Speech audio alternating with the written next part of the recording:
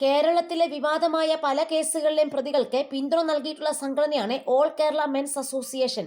KSRTC ബസിൽ യുവതിക്ക് നേരെ നഗ്നതാ പ്രദർശനം നടത്തിയ കേസിലെ പ്രതി സവാദ്, നടി ആക്രമിക്കപ്പെട്ട കേസിലെ പ്രതി പൾസർ സുനി, ഹണി റോസിന്റെ പരാതിയിലെ പ്രതി ബോബി ചെമ്മണ്ണൂർ തുടങ്ങിയവരെല്ലാം ജാമ്യം നേടി ജയിലിന് പുറത്തേക്ക് വരുമ്പോൾ സ്വീകരിക്കാൻ ഓൾ കേരള മെൻസ് അസോസിയേഷൻ പ്രവർത്തകരുണ്ടായിരുന്നു. ഷാരോൺ വധക്കേസിലെ പ്രതി ഗ്രീഷ്മയ്ക്ക് വധശിക്ഷ വിധിച്ച ജഡ്ജിയുടെ കട്ടൌട്ടിൽ പാലഭിഷേകം നടത്താനും വിധിയെ വിമർശിച്ച ഹൈക്കോടതി മുൻ ജഡ്ജി കമാൽ പാഷയ്ക്കെതിരെ പ്രതിഷേധിക്കാനും വട്ടിയൂർക്കാവ് അജിത് കുമാറിന്റെ നേതൃത്വത്തിലുള്ള സംഘം അടുത്തിടെ ശ്രമിച്ചിരുന്നു. അതേസമയം സംഘടനയുടെ വാട്സാപ്പ് ഗ്രൂപ്പിൽ അജിത് കുമാർ പങ്കുവച്ച ചില സന്ദേശങ്ങൾ അടുത്തിടെ പുറത്തു വരികയും ചെയ്തിരുന്നു.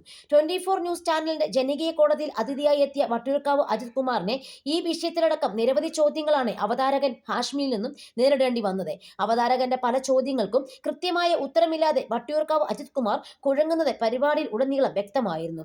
സംഘടന മുന്നോട്ട് വെക്കുന്ന പുരുഷ കമ്മീഷൻ എന്ന ആവശ്യം എന്തിന്റെ അടിസ്ഥാനത്തിലായിരുന്നുവെന്നാണ് ജനകീയ കോടതിയിൽ വട്ടിയൂർക്കാവ് അജിത് കുമാർ ആദ്യം തന്നെ നേരിട്ട ചോദ്യം. പുരുഷന്മാർക്ക് വേണ്ടി സംസാരിക്കാൻ വേറെ ഒരിടം ഇല്ലാത്തതിനാലാണ് ഇങ്ങനെ ഒരു ആവശ്യം മുന്നോട്ട് വെക്കുന്നത്.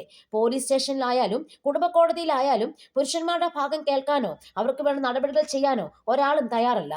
സ്ത്രീകളുടെ കാര്യം അങ്ങനെയല്ല. അവർക്ക് ഒരുപാട് ആനുകൂല്യങ്ങൾ ലഭിക്കുന്നു, നല്ല രീതിയിൽ പെരുമാറുന്നു. മറിച്ച് പുരുഷനാണ് ചെല്ലുന്നതെങ്കിൽ ആദ്യം തന്നെ തെറിയഭിഷേകമായിരിക്കും, അതിനുശേഷം ആയിരിക്കും തല്ലായിരിക്കും. ഇത് രണ്ടും കഴിഞ്ഞായിരിക്കും ചോദ്യമുണ്ടാവൂ. ഏറ്റവും കൂടുതൽ ആത്മഹത്യ ചെയ്യുന്നത് പുരുഷന്മാരാണെന്നും അവരാണ് സമൂഹത്തിൽ ഏറ്റവും പിന്നോക്കം നിൽക്കുന്നതെന്നും വട്ടിയൂർക്കാവ് അജിത്ത് അവകാശപ്പെട്ടു. വട്ടിയൂർക്കാവിൽ വെച്ച് 10 ദിവസം മുന്നറിയിപ്പ് നൽകി തന്റെ അമ്മയും ആദ്യ ഭാര്യയും കൊല്ലുമെന്ന് അജിത് കുമാറിന്റെ സന്ദേശം പരിപാടിയിൽ ചോദ്യം ചെയ്തു.